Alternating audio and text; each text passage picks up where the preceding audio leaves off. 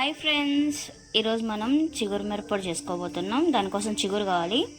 చిగురుకి ఏమైనా పుల్లలు ఉంటే దాన్ని తీసేసుకోండి. మీరు ఫస్ట్ రోల్లో కొంచెం ఉప్పు ఇంకా కొంచెం కొబ్బరి పొడి వేసుకొని బాగా దంచుకోండి మెత్తగా. ఇది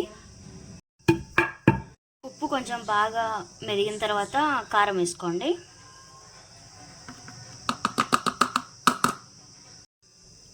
కొంచెం జీలకర్ర కూడా వేసుకోండి. ఇంకా ఫైనల్గా చిగురు యాడ్ చేసుకోండి దీంట్లోకి. మీకు రోల్ ఉంటే రోల్లో దంచుకోండి, లేకపోతే మిక్సీలో దంచుకోండి. బాల్ పెట్టుకొని కొంచెం ఆయిల్ వేసుకోండి. ఆయిల్ కాగిన తర్వాత కొన్ని తిరువాత గింజలు, కొన్ని వంకాయలు యాడ్ చేసుకోండి. మీరు వంకాయ బదులు ఉల్లిగడ్డ కూడా యాడ్ చేసుకోవచ్చు, అంటే ఇవి వద్దనుకున్న వాళ్ళు. వంకాయలు చేదు అవ్వకుండా ఉండడానికి కొంచెం పసుపు, కొంచెం ఉప్పు వేసుకోండి.